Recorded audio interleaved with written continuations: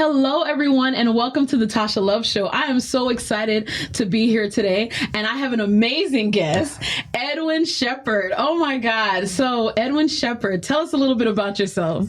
Well, thank you for having me here. It's an honor, and then I'm very gracious to be on your show.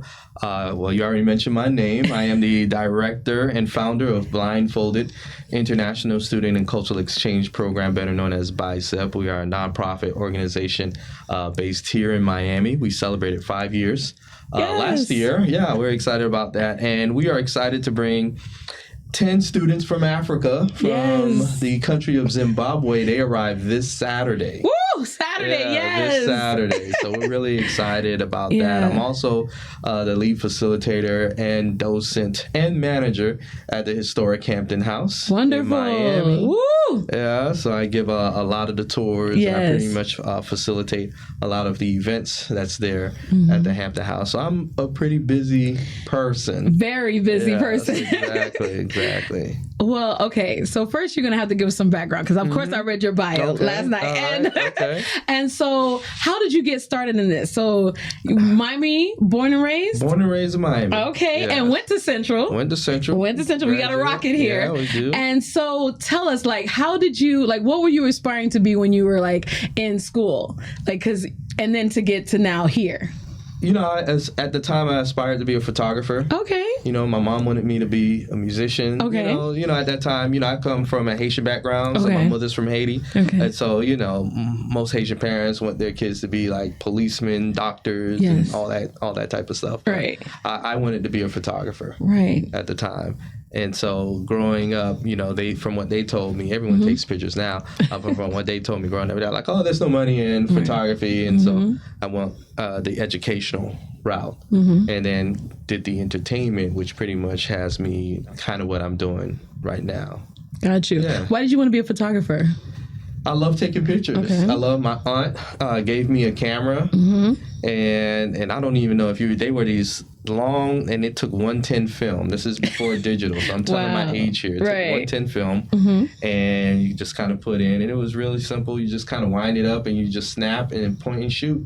And so I was really addicted to taking photos, and I have quite a bit of photos that I have at home from junior high school. Oh, wonderful! Wow, way back. When she gave me that camera, and this is awesome. Like mid '80s. Okay, you're gonna have to send me one. I want to see this. Yeah. So from mid '80s. So now you graduate. You said you went the education route. So what did you end up pursuing? I ended up pursuing hospitality. Okay. In a nutshell, I did 22 years of hospitality. Wow. And through Ritz-Carlton, Naples, Florida. Okay. And then after Ritz-Carlton, I moved back home to Miami. I did a few years at the South Beach location. Okay. And then I did 11 years at Fontainebleau, Miami Beach. Oh, wow. Okay. So you saw all the celebrities. I saw all the celebrities and more. And more. Wow. So what was your top 3 celebrities? Because I know the Fontainebleau. I think even Bill Clinton went there, right? You know what? I met Bill Clinton. That's awesome. I met Bill Clinton. Can I point Bill Clinton out since you mentioned his name? Yes, you can. That was an awesome experience. Yes, at the time, the president. I was a doorman. Oh, wow. At the time. And they gave us notice that, hey, Bill Clinton's going to be here. Right. And so they wanted us all lined up. Right. And so we all lined up. He came through the back way. He didn't come through the front. Of course. And he pulled through this back way of the hotel. And he got out with the Secret Serviceman. And when he walked out, he literally walked past us. We didn't expect him, we just kind of figured the protocol. Walk past, and then we just kind of looked. We didn't wave because we had to be, professional. And he started to walk past us, and he stopped. And he came to us and shook all of our hands. That's awesome. And so I thought that was a real cool moment because he didn't have to do that. He could have just kept going. Right. And he didn't. So he came, and we were all kind of giddy about it. Right. Because it was like, that's the president. That's the president. And, when I was growing up, he was kind of like our first black president. Right. So, so it was cool. It was really cool to have that experience and meet him. Okay. So who would be 2 of your other guests that you would say was a remarkable experience? Another one would be, oh my God, how could I forget her name? Maybe someone could look it up. She's the first black female astronaut. Okay. Yes. I'm like, he's like, look it up real quick. Yeah, if someone could look it up first, African American. Okay. And how was the experience? I knew I was the only one who knew who she was. And now you can't remember her name. Yeah, I'm gonna get you on that. Like, yeah, May. You know what? May Jameson. There you go. Thank you. Yeah, I was like, you gotta know. Yeah. So you were the only one who knew who she was when she was there. Did she have the whole entourage? Starstruck. Oh, that's awesome. I was starstruck. No one didn't know because she didn't know who she was. She became that when I was a kid. Right, exactly. And now you're an adult. Kids don't know who she is. But I know who she was. That's so awesome. When she came through the doors, I was like, wow. And I came up to her. I actually took a picture with her. I can show you the Oh, I want to see it. Yes. And I said, Miss Jameson, I said, how are you? Oh, wow. And she said, you know who I am? She was shocked. Yeah, she was shocked. Oh, my goodness. I said, yes, ma'am. I said, with all due respect, I would love to take a photo with you. And she was so nice. She was surprised. Right. And I took a picture with her, and I was on a high. Oh, that's awesome. Were you a doorman then, too? I was a doorman then. Then, too? Okay, yes. And then your third one, your last one. My last one you wouldn't know. Okay, okay. I'll mention his name. His name is Minu Pelus. Okay. He's an actor. Okay. And he was on this series in the 80s. Okay. I'm telling my age again. In the 80s called Voyagers. Okay. I remember that show. Okay. He is the older brother of Soleil Moon Frye, who played Punky Brewster. Oh, wow. Yes, if you guys remember. Yeah, I remember Punky Brewster. Yeah. Show. Yeah. But he was on that show. And I love the show because I love time travel. Okay, got it. And that was the whole premise of that show. Yes. They was going through time, and there was something wrong with time, and they had to fix it. Oh. And so they couldn't leave that time frame until they fixed it, and they would get the green light, and they would vanish and go to another time period to fix. Awesome. And so I met him, and I was starstruck, and I came up to him and I said, Mr. Pelus, I said, and he said, you know. He was shocked that you knew who he was. Like, wow. I said, I'm a huge fan. Aww. Because we're not supposed to, working in hospitality, you're not supposed to ask to take pictures. Got it. You know, it's unprofessional. We're in business. But there's only a few people, and those were the two that I've asked to take photos with. I've met a lot of them, and I've never asked, though I have pictures with other celebrities just because maybe someone pulled me in. Okay. But those two were the only two that I physically You broke the rules to broke take the their rules pictures. Okay, awesome. So he was really cool, and asked how his sister was doing and stuff like that. So he was cool to know that I knew who he was because no one didn't know. He just looks like a regular guy. And you said you were doing hospitality, so you went from doorman to what? Because you said you were in it for 22 years. I've done doorman. I've done doorman, bellman, hotel management, front desk, valet. Wow, everything. Yes. So you went from literally doorman, valet to all the way up to management. Yeah. Mm-hmm. What would you say to someone? Like, how did you make that happen? Because some people just get stuck at whatever level they are. They don't know that they can progress all the way to the top. Through hospitality, you have to go through different departments. That's the golden rule, golden thumb. Is to go through different departments to get your knowledge. So if you're if you're at the front desk and you're trying to learn, then there are certain roles like maybe housekeeping, management, front of the house, back of the house, those type of things. But you have to go through multiple, like 6 months to a year. 6 months is pretty much ideal, but sometimes people end up going into departments that they really like and they end up staying. But if you want to move up in the ranks, that's the way to go. So even with a degree, you got to start at the bottom and move your way up. Well, with a degree, they kind of move. With a degree, it's pretty much the same thing. With a degree, is they just immediately put you in management. But from management, you have to go from that management to another management. Got it. So if you're a front desk manager, you have to do back of the house. You have to do housekeeping management, and that's the way you're able to get that status to get to general manager. Right. What made you leave it? Or transition into what you're doing now? Tired. Okay. I was just tired. And COVID kind of played a huge role. Got it. And I was just tired of it. 22 years. Yeah. And my last job was doorman. Okay. So I was outside a lot. Wow. And, it's hot. Yes, it's very hot in Miami. And, I just got tired of it. Got it. Overall. So how did you get to the historical Hampton House? Because that's what you're doing now. Yes, I love that place. Yes, I love it too. I love history. Okay. Like I said, the whole time trial, I love history. A friend of mine was director of operations there. Okay. And so I was helping her during COVID when everything shut down. She needed some help. And I said, hey, I'll come by. I'll come help you out. And I was just telling her, hey, do you know about this? Do you know about that? And she didn't know. I said, did you know about One Night in Miami? Wow. The movie's coming out. Right.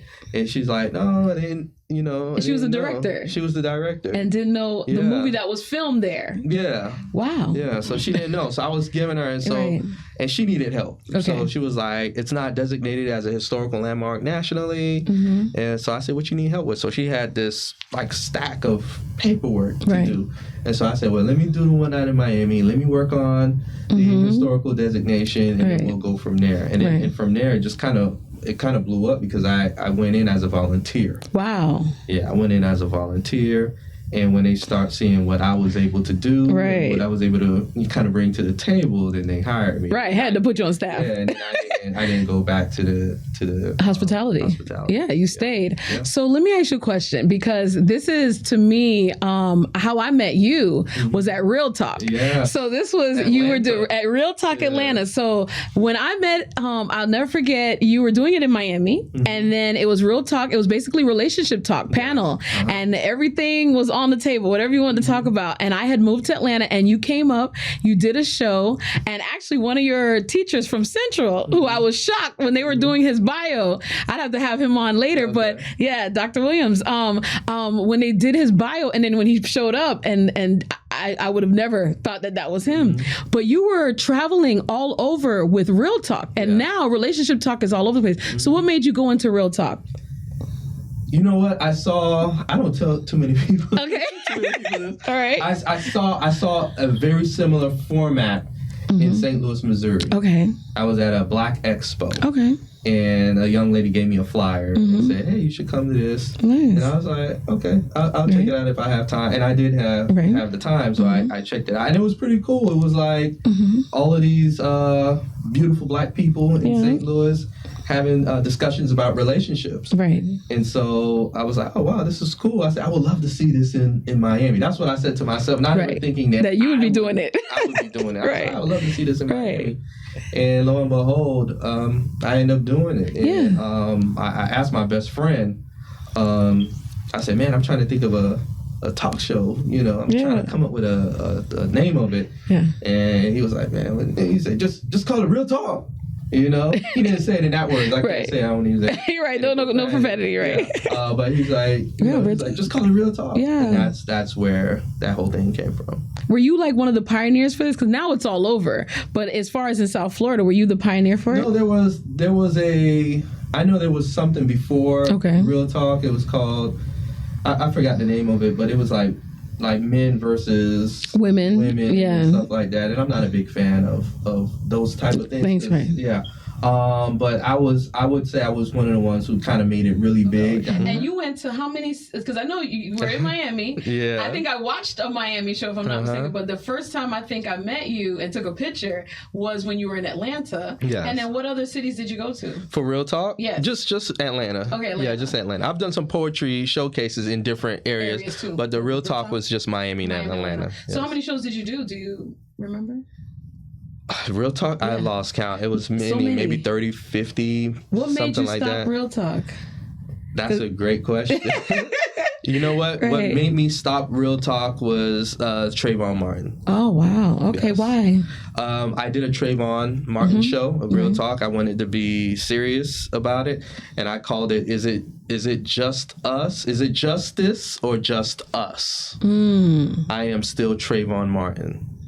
And I invited Sabrina, and I also invited Tracy Martin. Oh, wow. And this was the same year. Trayvon passed in February. Right. And this was that same year in December. Wow. And so it was the first holidays that they were both without Trayvon. Right. And Sabrina, she was still emotional, so she didn't make it. She couldn't come, yeah. But Tracy was there. He did come, and he was there. And all of my shows, all of the Real Talk shows, the shows about relationships, they were packed shows. We're talking 250 people. Wow, that's amazing. And the Trayvon show was like 70 people. Right. And so I was heartbroken because I was like, here's one of our kids here in South Florida that got killed. It made national, like international, because there were people protesting in London about Trayvon.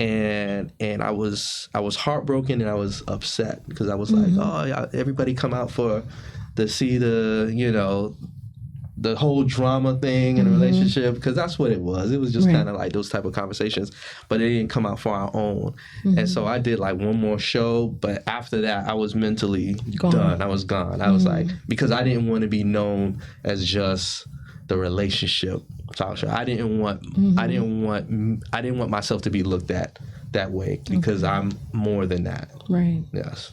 Wow.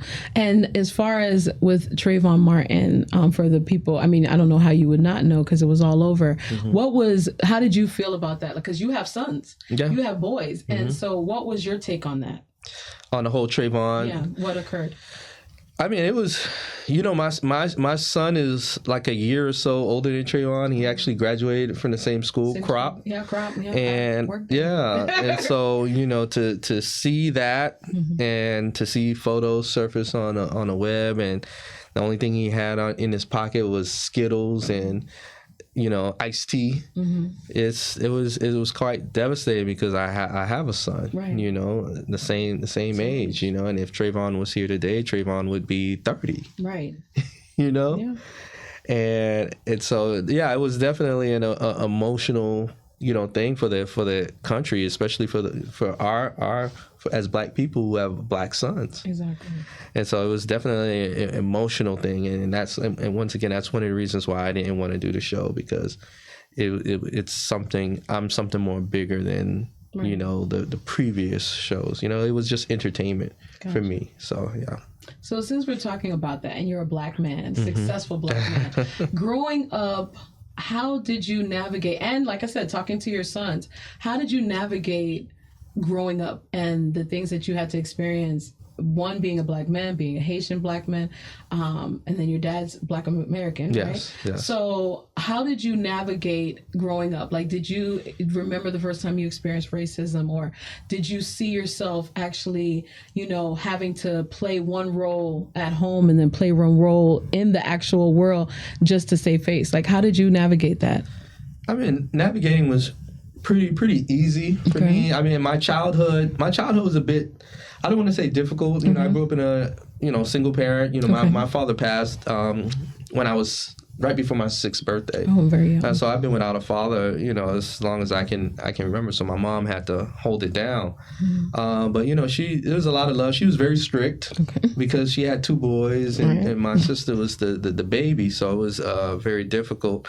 I think being Haitian in the 80s was a bit, there was a lot of discrimination towards Haitians. Right. And because my last name is Sheppard and it's not Pierre or Jean-Louis or Baptiste, I was able to kind of get away. So I was ashamed to tell people that I was Haitian, that my mom was Haitian. And so because my last name was Sheppard, because my father's American, I just said I'm American. I would tell people I'm not Haitian at that time. And that's what it was, because, they were beating up Haitians. They were calling Haitians all kinds of, derogatory type names. Right. And so it took me a while. It took me up until, my 20s. My 20s, we talking 96, 95, 96, for me to finally embrace my Haitian heritage.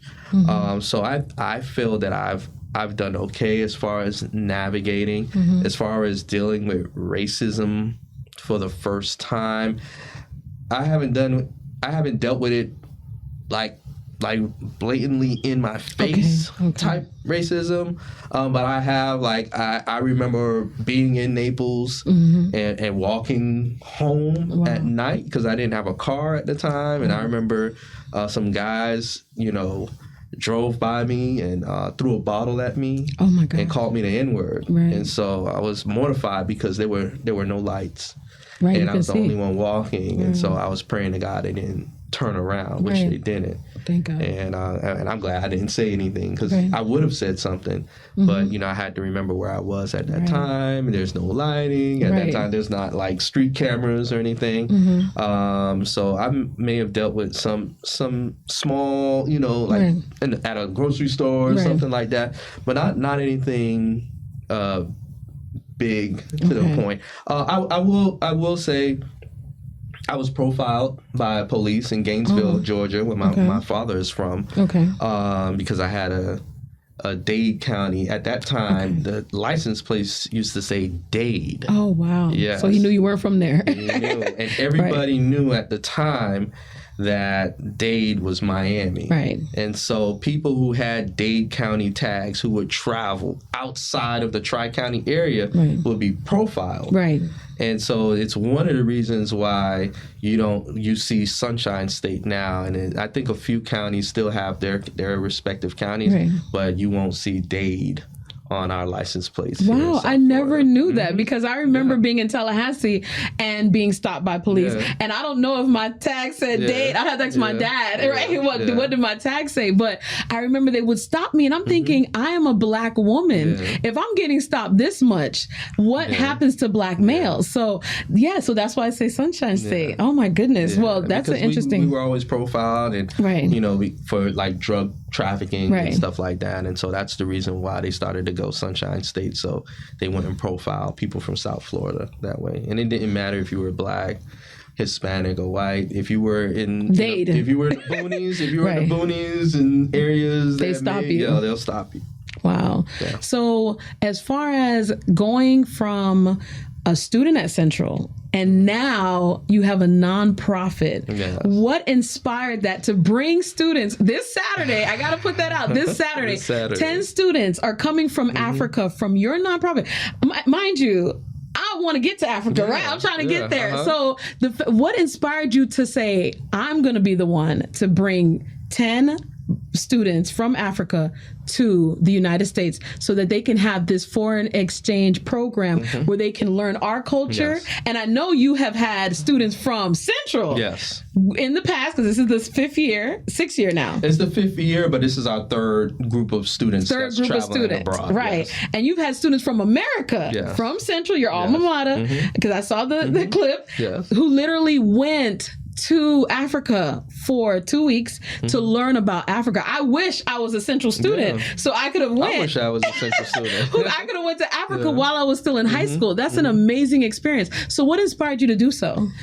The documentary, I did a documentary called Blindfolded, How They Hid My Heritage From Me, and that's where the Blindfolded comes from within BICEP. And that documentary pretty much gave birth. What inspired the documentary is I was trying to celebrate my 45th birthday in Haiti, where my mother's from, and we were just going to turn up. We were going to have a good time. I invited the fellas, and I asked the fellas, I said, hey, we're going to Haiti for my 45th. Let's turn up. And they were like, all right, cool, let's do it. So we started planning, and I just so happened to be home playing online and saw a ticket to Johannesburg. I just kind of said, I wonder how much it is to go to Johannesburg. I had no aspirations on going to Africa. It was never the top of my list in any way, shape, or form. And the ticket was $882. And I said, that's not bad. I can swing that. And so I went ahead, I purchased the ticket, and it just kind of took me through this whole thing. I was actually shaking when I actually hit enter, And I hit the fellas up and I said, hey, change your plans. We're not doing Haiti anymore. We're doing Africa. And all of them said no. Wow. They said, what's in Africa? Who's in Africa? And I said, we're going to be in Africa. And it was like, well, it's too far. We don't know nobody. And we're going to... And they all said no. And so I ended up going to Africa alone. And I wanted to document my travels through pictures, like I always do on social media. And my mentor told me I should document it through film. And I said, I don't have money to I don't even know what to do when it comes to filming. And he said, just do it on YouTube, put a GoFundMe. And I said, well, I'll put it for $2,000. And he said, that's not enough. Put it for $5,000. And I said, I'm not going to raise $5,000. He said, everybody loves you.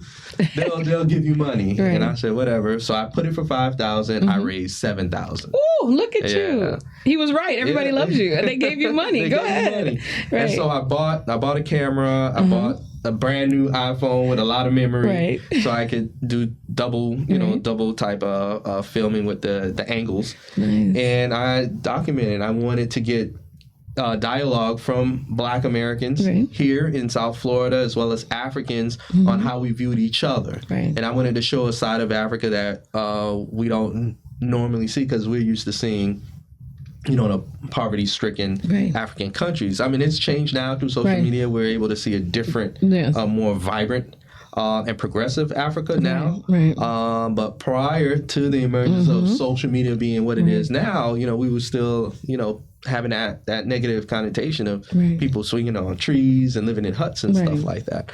And when I did that film, I had it edited and I promoted it real heavy that we're going to watch my film. And when I came home, we showed at the Miami Theater Center in Miami Shores, and it was a sold out. 334 people came to see. And the dialogue with the students of Miami Central class of 2019 and Ledumang Senior Secondary, which is in Gaborone, Botswana, the impact and the dialogue with those students in that documentary gave birth to the exchange. And so it was kind of like a joke, because I actually told one of the teachers after recording the students, I was like, hey, we should do a cultural exchange program and bring in kids. And I was just joking, and everybody was like, yeah, we should, you know, we should do it. And I was like, oh, well, let me see. And so I showed the film. I took the film to Ghana when I visited, and I said, if I get a good response in Ghana and if the energy feels real good, I'll entertain it. And so when I came back from Ghana, I kind of just put it out there. I said, you know what? I want to do a cultural exchange. I want to raise some money. So I put it out in August of 2019. I said, hey, I want to bring these kids from Africa to Miami. Everybody saw the documentary. And in 3 days, I raised $12,000. Oh, my goodness. That's amazing. So how much do you have to bring the students here? Because they're here for 2 weeks. It's a yes. So what's like the program is $60,000. Okay. Unfortunately, we haven't raised all of the money. We're still fundraising. I'll probably be fundraising. I'm still fundraising. And I'll probably be fundraising all the way up until the time that they leave. We have meals that we have to do. We're trying to pull off Disney. Oh, nice. Though Disney has been very, very difficult, we may have to scrap Disney and look at Universal Studios. I wanted to do Disney because that's what every outside of America sees Disney World. You know what I mean? And so I wanted to provide that. But unfortunately, it's been very difficult to get in contact with someone in Disney and to assist us. I won't say it's hard to get in contact. It has been hard. Let me take that. It has been hard. It has been hard. It's been difficult. It's been frustrating. Yes. And I just literally made a phone call today where I'm like, you know what? I don't know if this Disney thing is going to work. I'm just tired. Okay, well, talking to your camera and tell Disney that they need to call you. They need to call you back. Because this is such an experience. Like, what were some of the memorable things that you did with the students when they were here? You said 3 times. So what are some of the memorable things that you've done with the students since then? I'll speak on our students. Yes. Miami Central. And the crazy thing about Miami Central is our students, they're very relaxed. They've experienced so much that a lot of things don't, you know, how teenagers. So they're not starry-eyed on stuff. So it's like, I've had all these meetings with these kids and they're like sitting here like what is this guy talking about? So I was a little jaded by that because I was like, man, I have the wrong group of kids. They don't even seem excited. And it's a fully sponsored trip. And so I'm trying to hype them up. And it didn't seem like I was getting to them. I said, you guys are going to be rock stars when you get to Africa. And they're looking at me like, whatever, man. Whatever, dude. And the minute that they arrived, there was this huge welcome party at the airport. And they were just blown away. They were asked, the dancers, the performers was bringing them on to dance, and then that night, everybody, it was like hundreds of people at the airport. That's awesome. Us. And that night, when we got to the hotel, I said, we have to meet down at 7:30. We have our dinner, our welcome dinner at 7:30. And so they came down, and I we had our welcome dinner at a rooftop, Oh. a 25th floor Nice. rooftop that overlooks the city. Oh, beautiful. Very fancy, you know. And we were all sitting down. We were all eating, and I remember this like yesterday. One of the students, Kamora Carter, Okay. she's the quietest one in the group, Got it. and she stood up. We were all, there's 30 people, it's 34 of us. And she stood up and she's like, hello, can I have everyone's attention? And we're like, Her? Right? yeah, we're What like, you gonna what's say? going on here? So Right. the room got quiet. Right. And then she said, I just want to thank everybody for helping make this a reality. And this is the first night. Wow. This is not like it was 5 or 6 days later. This is the first night. We haven't even Done anything yet. experienced a full day. Right. And she's sharing her experience. Wow. And everybody has their phones. We're all recording. And right at that moment, I was like, You can pat yourself on the back. yeah, it was job well done. They finally because got it. They finally got Oh, it. goodness. And my boys, and I'll speak on another one for Miami Central, my boys, I was telling them, you know, they were going to do a basketball camp because 2 of them were basketball players. And I told them we're going to do a basketball. And I told them the same thing. You guys are going to be rock stars. And they just kind of, and those kids were taking selfies with them. We're talking 60 kids from ages 6 to 17 taking selfies with those boys. Wow. Asking them for their IG. Oh, till my this day, goodness. that was 2022. Yeah. Till this day, those kids still follow them on nice. IG and everything. And they were like, Mr. Sheppard, you were right. Right. You were right. Like, I didn't know. Yeah. And I was like, I told you. Yes. But, you know, sometimes They got to experience it. They got to experience it. So I don't want to tell your age, but on your 50th birthday, you traveled to every state, right? Yes, I have. And I thought, okay, we going next time. Like I'm nowhere near 50, thank God. 21 and a half. That's what I tell people. Okay. But what was that experience like? The 50 States by 50, it was, oh my God, it was... I hate that it's over. Right. You know what I mean? It was such a vibe. Right. The experience, it happened. Someone asked me, how many states have you traveled to? Yeah. And at that time, I was at 14 states. Oh, wow. At the time that they asked me. And that's when it hit me. I was like, Right. I'm going to see if I could do all 50 states. And I kind of put it out and see, okay, how can I do it at this range? And so I gave myself till 50. And then I just started hitting it state by state. And I have a criteria for the state. I have to be there 24 hours. I have to be there a whole day. Anything under a day, I don't count it as a visited state. Right. And that experience, especially 2023, because I had to do 13 states in that year. Wow, that's which a lot. is hard with a job. Right. With a job, right? You're not retired doing this, right? With a job, right? And so those 13 states, that experience was magical. That's awesome. Yeah, it was. When I say it was magical, I'm thinking about, I'm reminiscing about what I've been able to see, right. and I like to tell people this. When you hear those songs. You know, the what is it? Like, I'm proud to be an American, or God bless America. Right. Those patriotic songs. Right. When you hear those patriotic songs, right. Those songs talk about like that whole Western area. They don't talk about like Miami, Miami and New York. Right. No, those songs talking about Montana. Yeah, all the West. Right. It's beautiful. Oh, that's nice to know. When I say beautiful, I've driven, because I would hit a few states. Right. And so driving from Wyoming to Salt Lake. Right. And it takes your breath away. It takes your breath away. Right. There's no other cars. It's not congested. You're yeah. taking these roads. Peaceful. It's peaceful. That's good. And it just took me through that whole thing. So I was like, wow. I'll stop in the middle of the road just to take pictures and see planes of cows. Oh, wow. Just cows everywhere. Just cows everywhere. And I was like, wow, this is crazy. So, yeah. Well, I thought that was a great experience. Thank you so much for coming. No problem. I so appreciate it. We're out of time. Just tell Disney that they need to contact you back. And what's next for you? That's it. Really quickly. Disney. Where's the camera? This is your camera right here. Disney. Help us out. We have students from Africa. Yes. We really, really need help. Yes. Our trip that we're planning for Orlando is Saturday, January the 25th. So for anyone who's watching who would love to contribute to this amazing program, it will be the African students with the American students traveling to Orlando.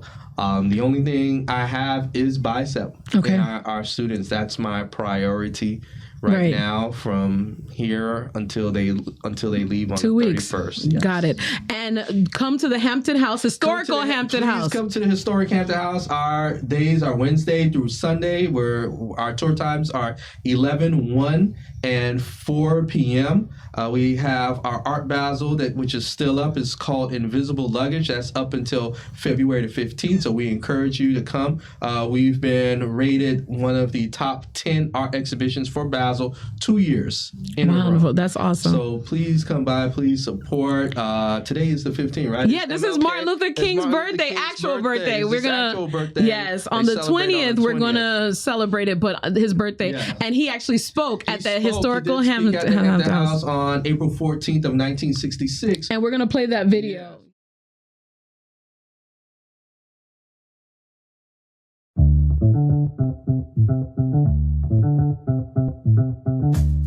Once upon a time, there was a very elegant place in Miami, Florida, called the Hampton House.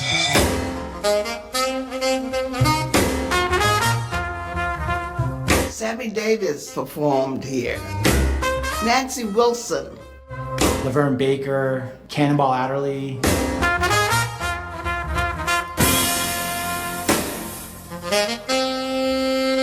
It was also a place for civil rights.